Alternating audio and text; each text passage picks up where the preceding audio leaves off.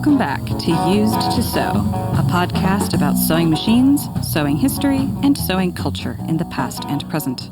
I am your producer and co-host Aradia, daughter of your main host, T.R. Kelly, who is here today to talk to you about editing our wardrobes. Cutting, dyeing, retooling, reworking, reimagining, and reprioritizing what we have to use for decorating our meat suits. Easy project ideas to get started with, and also being excited about our new listeners. This episode's purpose is to provide some relatable inspiration for you to bridge the gap between your closet and the sewing room.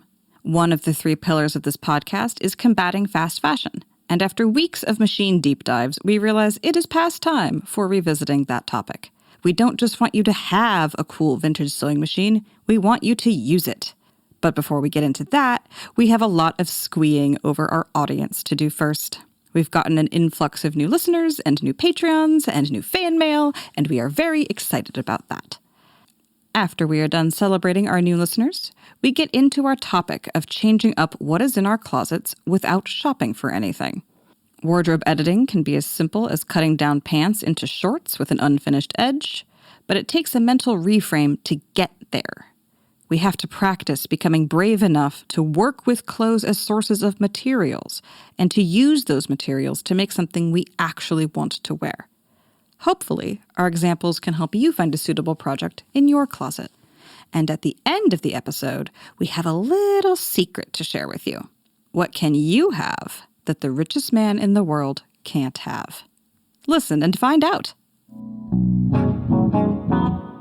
Wow, it's been so exciting. Radia, tell us about we have new people in the sewing room here. Yes, new people have joined the sewing room. I think in large part because you have apparently been sharing us out there in the wilds. We've been getting an influx of new attention. I haven't actually checked our stats to see how they've changed. But yes, we have all kinds of exciting connections with the audience to talk about, starting with 4 new patrons. Very exciting. Whoa!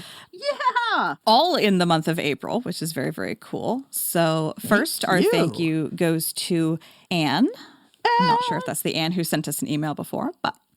And also thank you to Suzanne. Thank you very much. Suzanne. And we've got a ukulele. We got to have a theme song here. Next, we have to thank Aaron. Thank you so much. And Suzanne and Aaron. Yeah. And finally, last but very much not least, this is a person I know very well. Ooh. Jesus Ferengi. Okay. Not their legal name. I think I should put the Star Trek theme in here. This is thank you, Jesus, as I love to say whenever this person engages with me. Thank you, Jesus. All right. This is the only Jesus I believe in. Gracias. Gracias, Jesus. This is one of the very few people I know of, perhaps the only person I know of, who represents a crossover between my Wheel of Time world and my sewing machine world. Okay. I was going to say, this must be a sci-fi sort of person, right? Yes. This is someone I've known for a very long time through my Wheel of Time connections. And it's very, very sweet that they have hopped on over to this new project of mine. So thank you to Jesus, Aaron, Suzanne, and Anne. We appreciate all of you so much. Thank you for coming into our sewing room. Thank you. And may your needles always be sharp, your tension be balanced, and your light bulb not burn your forehead. Yes, precisely. Oh, we got to come up with a sewing machine liturgy here. Blessings for the sewing machine. Oh. Ooh, that'd be good. Yeah. You know, when we get to that bit about Fiddler on the Roof, where they're singing to their new sewing machine and the rabbi has to bless it, we could talk about something like that. Oh, that could be fun. For a future episode. That'd be fun. Teaser for the future.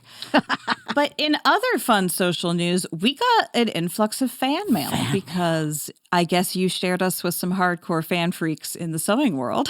Yeah, well, I'm a member of a lot of different groups on Facebook. You know, I kind of flit in and out and see what's happening. And not just Facebook, but there's a lot of other cool forums and things out there to find. I'll put some links in the show notes about some of these cool places. But I wanted to wait until we had at least a couple dozen episodes before I said, hey, you want to listen to a sewing machine podcast? It's like, what? Sewing machine podcast? And we checked. Is there any such thing out there? No, we found a lot of podcasts about quilting and sewing and things like that. But nobody just out there sort of rambling like, car talk of sewing machines and history and fast fashion and why you should be sewing. So we've been doing this for what, about a year now? We've been talking about it for a year, but we haven't actually been making the podcast until more recently. But we have been working on this creatively for a year. Yeah. Yeah. And then we actually started recording last fall before I went south for the winter or something. Yeah, just before you went south for the winter. Yeah. So it's been about 6 months we've actually been making the podcast, but we put in several months of like intensively talking about it and brainstorming it first. This comes out of the fact that I have autism and I have special interests. Sewing machines are right at the top. And I monologue people, which means info dump, which means tell you everything I know. And then I want to hear everything you know. And then, so my partner said, you know what? You should have a podcast because there's a lot of people out there who really want to hear about this stuff, but it's not me. Yeah. So I promised him I would quit monologuing him about sewing machines when we're on long road trips because there's no escape. And then I'm autistic, and one of my special interests has been podcast production because of a different special interest of the Wheel of Time, which I've done with a whole bunch of my fellow millennials. But yeah, our mutual special interests have combined to create this here fire hose info dump, which is finding birds of a feather to flock together with. Oh, hell yeah. There's another one of my special interests right there. I am the silver-tufted yodel shrieker, commonly found in the forests of Western Oregon, migrates to Yuma, Arizona every winter. But back to our fan mail. Back to the fan mail. Okay, who did we get besides Desiree? I want to talk about her mail. I'm going to talk about her mail right now. So I hope we can thank you on air, Desiree. She sent me this great. Send us this. You can contact us by email if you want to send us fan mail. First and foremost, I adore your podcast. Thank you. Appreciate you. A fellow sewing machine junkie, collector, sent me your link a few weeks ago. Now, this goes back to the groups on Facebook and stuff. So, yeah, I dropped a little, hey, anybody want to listen to the podcast? And all of a sudden, numbers jumped. So there must be dozens of you out there now. Dozens. Hey, we treasure all of you. Little micro hobbies. So then Desiree goes on and tells me all about her machines. Oh, and I want to ask her, if it's okay to read this at a later thing. But then she refers back to, speaking of people-powered machines, your latest podcast mentioned Captain Dick, a delightful fellow I heard on through the Treadle On sewing machine group. Treadle On has been going since the 90s, people. Wow. I was briefly involved with this, and I met Captain Dick. He's the guy who wrote the field guide to Singer sewing machines, a little 15-page text key. I did try to look it up on Google for the show notes in the episode that you talked about that, but it doesn't exist online. I couldn't find it. Just references to it, but... References to it, but yeah, it doesn't exist. And if you can find an original copy, I don't know. I haven't been able to find out if Captain Dick is still with us. I know he must be around 90 years old now. Oh, wow. But he's another guy with a lot of cool special interests. Ventriloquism, sewing machines, specifically people-powered sewing machines. So the Treadle On group, I guess, is still going. We'll do an episode about them. I'm so happy to hear that they're still going because Desiree says quite a few meetups called togas, I think it's Treadle On Gathering, are scheduled across the U.S. And you are both absolutely right. Speaking of you and me, Aradia, most sewing enthusiasts are small bands of dedicated individuals with a ton of self-published knowledge.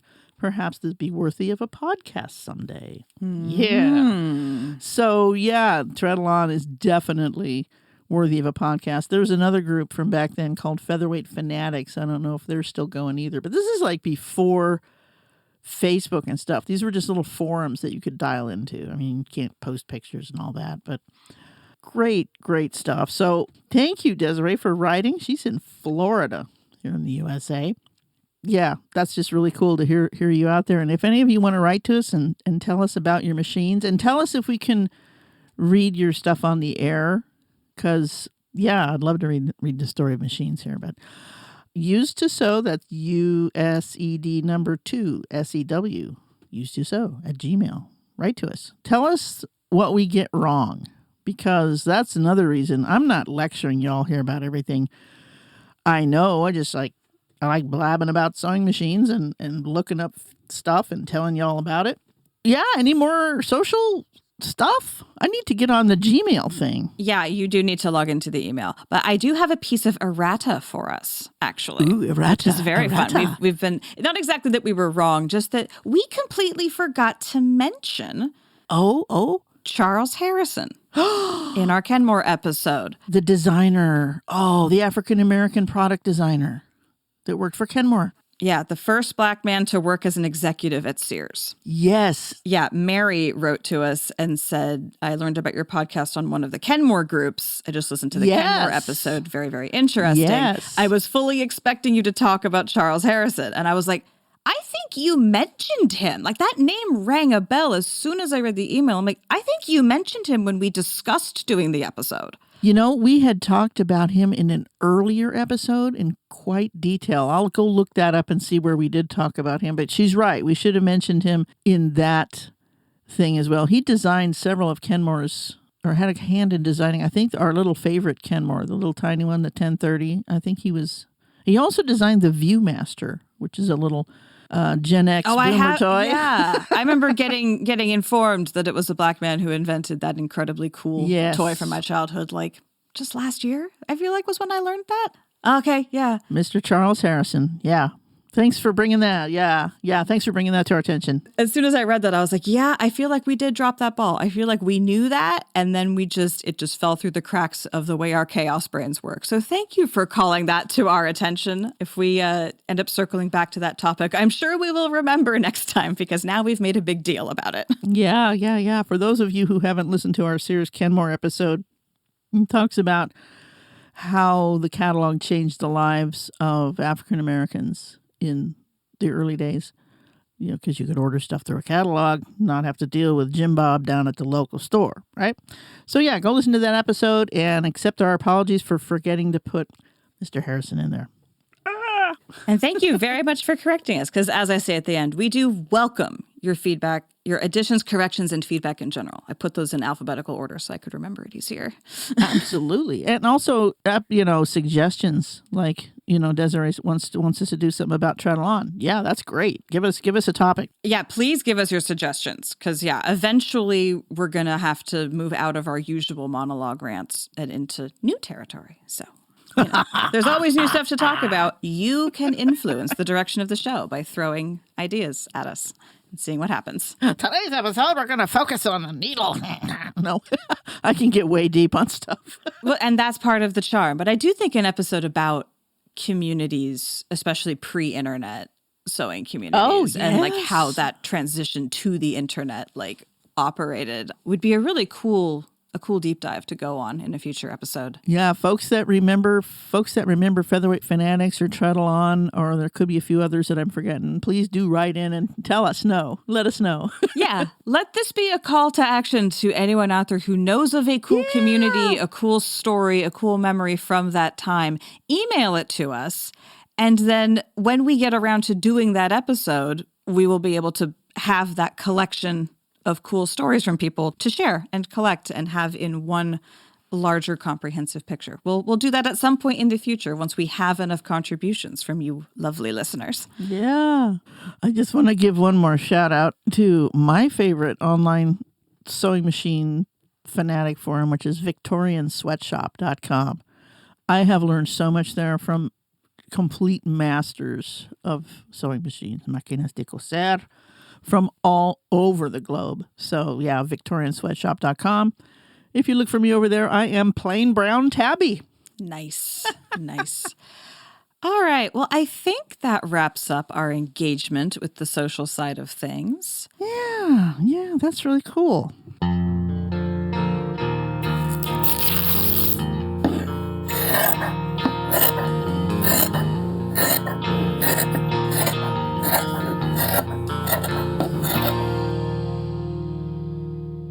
So let us transition to what our actual topic is for today, which is editing your wardrobe. We're going to get off of machines. We've been kind of deeply into the mechanics of machines lately. We're going to talk now about what are you using all your wonderful vintage machines for? We hope that you are combating fast fashion by making your own recycling, upcycling clothes. And it's an ongoing process. I mean, a lot of us still like to go buy clothes, whether it's online or in a store or thrifting or garage sales. Clothes are how humans, you express yourself with how you choose to decorate your carcass when you're wandering around out there in the world. And the more clothes you have, the more words are in your social vocabulary, right? This is why cops all wear, if you're wearing a uniform, your social vocabulary is set. This is what I can expect from that person.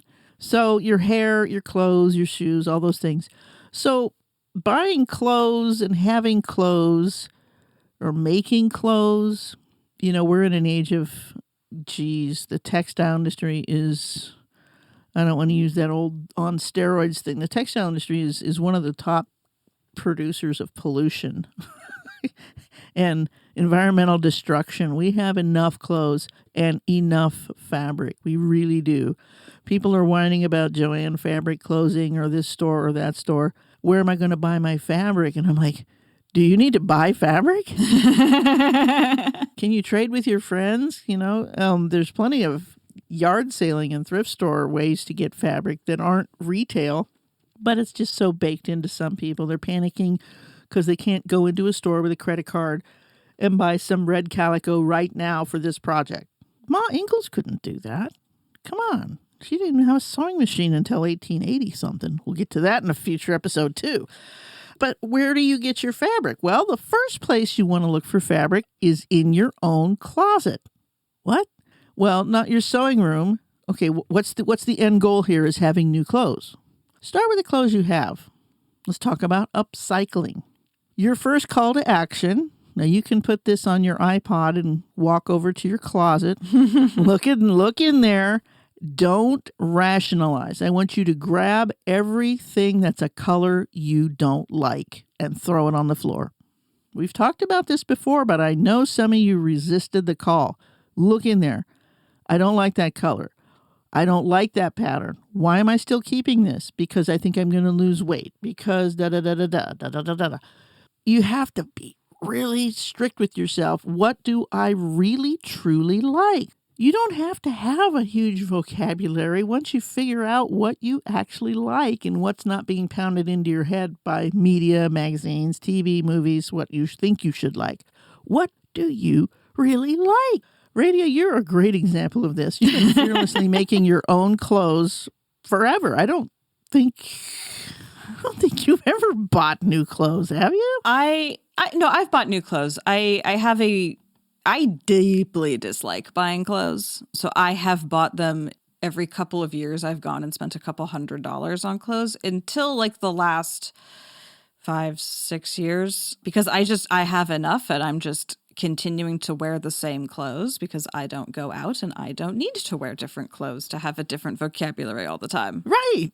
And I can wear much funkier clothes without really considering how it looks. So yeah, I have a very limited range of clothes that I actually wear. But my closet is still stuffed full of clothes that I have accumulated and just don't actually like wearing. But I'm like, because I don't want to acquire more, I don't want to get rid of what I have. Because I'm like, I went through all the effort of I went through a store. I had to deal with the way the store smelled. I had to try on a bunch of things that didn't fit first. Like I went through all that effort.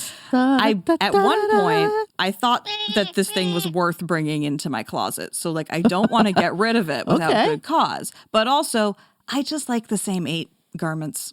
I really do. I just wear the same things over and over. That's all I want to wear. It's very common. And half of it is homemade. Yes. Half of what I wear on a daily basis is homemade. I have these 2 pairs of pants that I desperately need to make more of that are just super comfortable. They fit my specific proportions and they have pockets in all the right places. Right.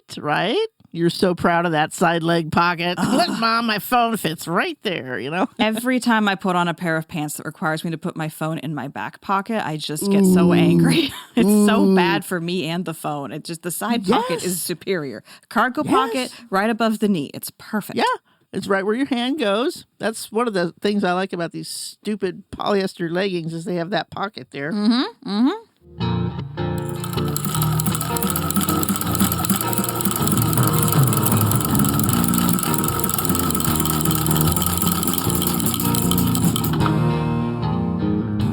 I haven't gotten rid of all my plastic clothes yet. I'm not a paragon of virtue here, but I have gotten rid of all the ones that the colors I just don't like. It's like, Right, I'm back sorry. to the color thing.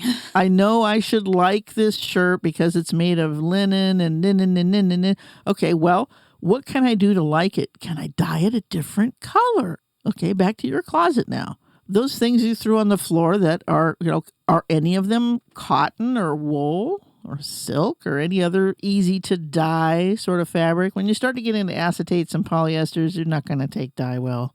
And you don't want those in your life anymore anyway. So away. But oftentimes, dyeing is a really cheap way to make something completely new.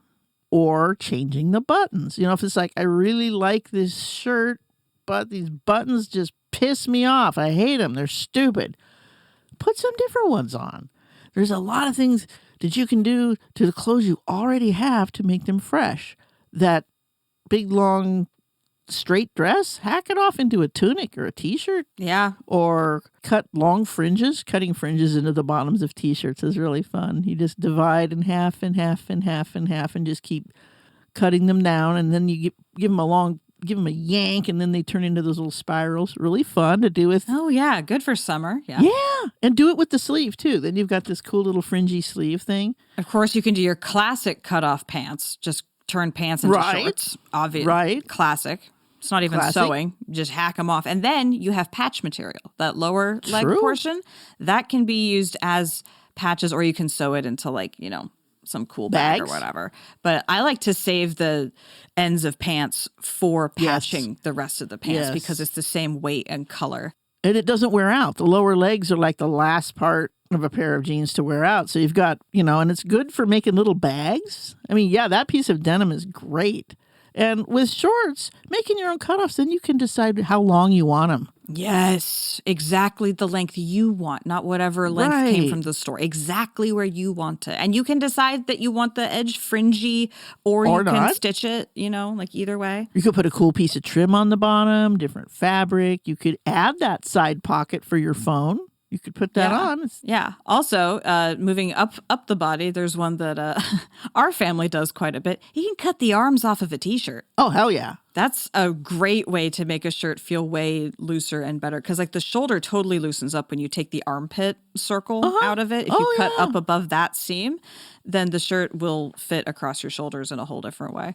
Oh, absolutely. And then it's fun to kind of even purposefully stretch it out and wear a tank top under it with the t-shirt over it kind of thing. Yeah, totally.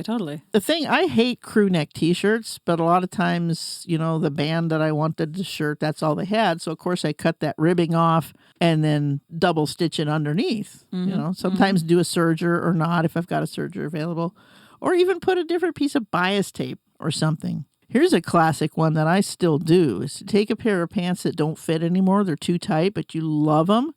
Split the center seams and make a skirt. Make a skirt. You'll have room for your belly. I have this fantastic dress that was started out as a jumper, which the problem with overalls and jumpers is that you have to get undressed every time you want to pee if you don't have a penis. Right. So it was it's so much easier as a skirt. And it's really intense rust red. And I put in triangles of bright blue texture. Yeah. And every time I wear it, I get so many compliments. So many people see it and are like, holy, I love your dress. And I'm like, thank you. I hated the original garment and I had to change it to make it comfortable.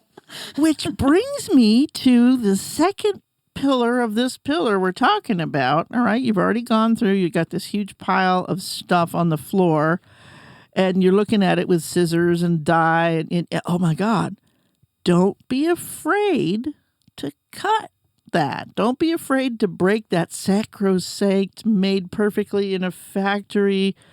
Cut that sucker up. It's scary. I promise it's scary and it's okay. Both things are true. It's okay. Cut it. I'll never forget the first time I cut off a pair of jeans. I thought Mom was going to yell at me. They were worn out, but still I'm cutting up a pair of jeans. Those cost $9.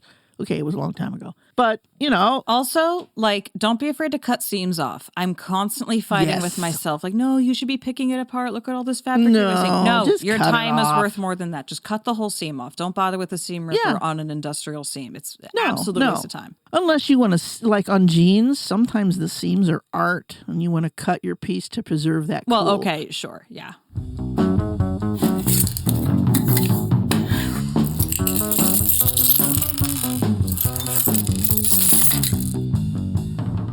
The same with anything. The other cool thing that's an easy project is find a little kid's pair of jeans that are cute and make a handbag out of it. You practice cutting it off. You've got all the little pockets and things that are there. I did this in high school with my own jeans back when I had a 27-inch waist, and I had a nice handbag. You just put a zipper across the waist on the top and sew the bottom up, and then your belt loops, you can put a tie on it, and bam. But daring to not wear industrial stuff, people, like you said, right? People see you wearing that thing. That's not something they've ever seen in a store. Oh my gosh, look at that.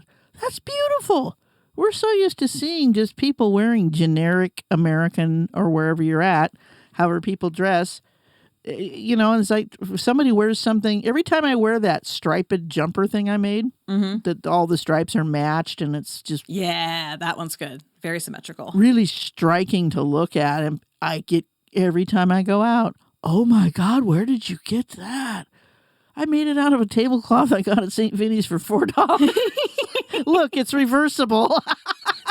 I mean, it really is that simple. It is. But it takes a reframe. You have to see the world differently. Like I always tell people, like when I learned geology, it was like I got a whole new filter on my heads up display that just like breaks the landscape down into all these different parts and pieces. And I see the most quote unquote boring landscape. And I can tell you about millions of years of history in just a few seconds of looking at it. It's just this overlay that just exists in my brain because I studied that. And we get given a similar overlay with respect to clothes. They look special and impervious and behind glass, and like you got to unlearn that overlay. You got to take that one out and put in some geology stuff instead, and just like realize it's just clothes. It really is just fabric and thread, and you can make it better. It's just rocks and dirt. It's just rocks and dirt. That's all it is. You can cut it up. You can dye it. You can compost it if it's cotton. It's yours. You bought it. You got it from the store. You got it. Somebody gave it to you, whatever. You can cut it up. And yes, you can use the good scissors. And you can use the good thread and the good buttons. I definitely find myself always wanting to preserve the good stuff for some other project. Use the good stuff. I've seen a meme. I've seen this meme. It's, memes are silly, but it's like, use the good candles. That's it. I mean, life is like, I'm 60, almost 3. I hope I've got a couple of decades left, but it's time to use the good candles. Use the good thread. Cut the good fabric. Throw out the clothes you don't like, that don't fit. You don't like the color. You don't like the memory that comes up when you look, oh, God, that's the one I got sick on tequila, barfed. No, you don't want that anymore. Out of your life. Out, out, out. And if you're only left with 5 clothes, well, I guess you're going to have to make more. Also, don't be afraid to go back to projects you've already made and fix them, edit them, like adjust them. I have had a couple of projects I've recently finally gotten back into that like they got damaged and need to be like wholesale taken apart and reimagined. And it's like, I made this. Yes, those pants. I can't fuck with it. And it's like, no, like those pants are unwearable because half of them shrank when they went through the dryer and the other half didn't. Like, it's an unworkable garment. You have, like, I can salvage something out of it. I have to be brave enough to do that. It's stuck. If it's unwearable, how it is, because it either got washed wrong or it's got a rip in it or you've changed sizes or genders or whatever the reason that it's not working for you. Be real. Don't just keep it in limbo, because that stuck energy isn't good for the thing or you. No. Put it in the yes, I'm going to fix it pile and make that be a finite size, one basket. You can't just keep, if you're not, you get to the bottom. There was a Zitz cartoon once where she finally got to the bottom of the mending basket, and the kids had outgrown the clothes that were in there. I remember that one, yeah. Yeah. That's one of the American comics that has sewing regularly in it, which is fun. But yeah, same with, shoes, anything, people. Okay, here's one thing that you can have this year. You can work and have this thing that Elon Musk and Jeff Bezos and all those people like them will never have. You can have it. I know what it is. I know what it is. I know what it is. Tell us. Enough. That's right. Learn how to have enough. Stay threaded. And there you have it. Another series of loosely organized tangents around wardrobe editing and our excitement that people are actually listening to us.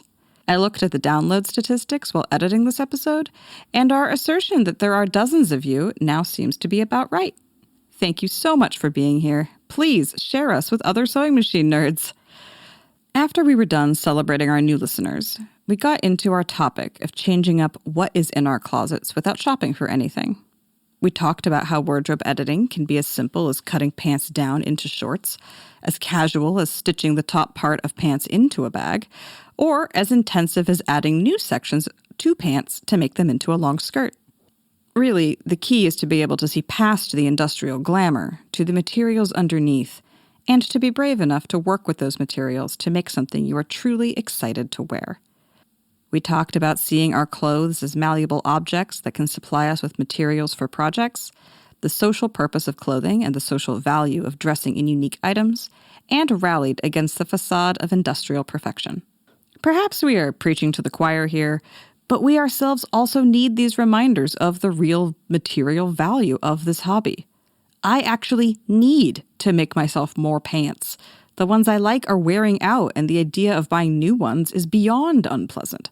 For me, sewing isn't just a silly hobby, it is an alternative to participating in systems I don't agree with. It is a way to get grounded into what enough really means. And who amongst us doesn't need to take a breath and intentionally reframe what we mean by enough? Next week, we will be talking about what machine is right for you and some other practical hands-on information for engaging in achieving your own definition of enough. As a reminder, we are unofficially sponsored by Stagecoach Road Vintage Sewing Machine, who do repairs and restorations. You can follow us on Facebook and Instagram, and you can support us by sharing the podcast with your friends, and also with money, at patreon.com/used2sew. Thank you for listening to us here at Used to Sew. We always welcome your additions, corrections, and feedback in general. Please reach out to us via email at usedtosew@gmail.com. Used to Sew is a production of Fox and Raven Media. For more podcasts from Fox and Raven Media, visit our website at foxandravenmedia.com.